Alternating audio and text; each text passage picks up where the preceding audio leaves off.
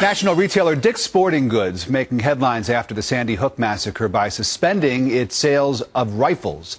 And now the company's customers are threatening legal action after the chain refused to fill gun orders that were placed in the weeks before the school shootings. Instead of receiving the guns they purchased, some say that they received gift cards or refunds. And with the price of guns going up, buyers are demanding the firearms they already paid for.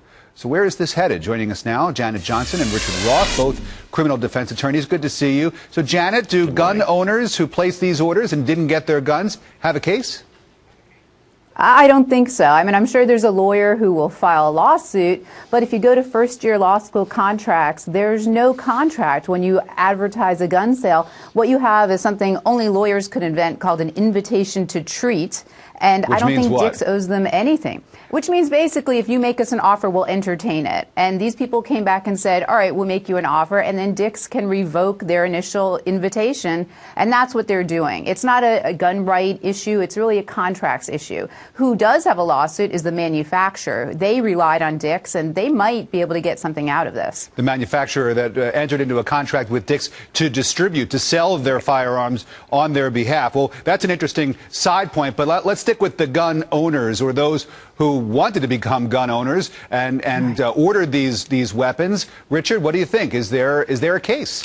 No, there is not. She's right. It's Contracts 101. The bottom line is that these are invitations to purchase. There was no contract entered into, so the plaintiffs can go across the street, go down the street, go to the nearby neighborhood and buy that same gun. Number one, there's no liability by the manufacturer, by Dick's. Number two, there's no damages. If you can buy the gun somewhere else and you don't have damages, add to that the fact that Dick's will most likely remove that suspension sometime in the coming months. If they do so, then the gun owner can buy the gun in 2, 3, 4 months from now. So there really is no case. I think it may even be hard to find a plaintiff's lawyer to take this case. Oh, no. Come on. There's somebody out there. I know you guys. There's a lawyer who will take this case. But, since you both are in agreement, let me just play devil's advocate and ask you, Janet, because, Richard mentioned no damages. But, in fact, gun prices have gone up steeply in a lot of places around the country in the wake of the shootings in Connecticut. And so isn't that a legitimate damage that, I can't just go down the street and purchase it, at least not at the same price. That's going to cost me another, whatever, $100, a couple $100.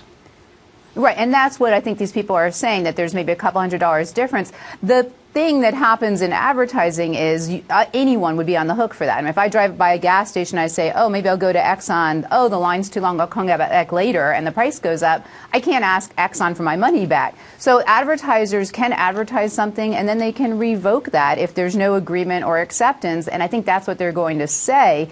Obviously, these people are basically trying to make a statement about Dick's, but Dick's has made a decision that they're going to get more new shoppers than they're going to lose these old shoppers. And if I go in and buy a tennis racket, I guess they figured that's a benefit to them. But clearly, Richard, Dick's must have known that this was going to ruffle feathers, because they've certainly gone out of their way to try to appease these customers whose orders they're not going to fill, giving them gift cards, refunding their money, a lot of them getting personalized notes or emails explaining the change in policy at Dick's Sporting Goods. They must have been trying to sort of head this off at the pass, no? Yeah, and actually, from an advertising perspective, it probably is a very good idea, because what happened in Newtown is just unthinkable and unimaginable. So the people that they may have lost from the sales of unable to buy guns, they're going to get back in dozens, if not hundreds, from the public statement they made.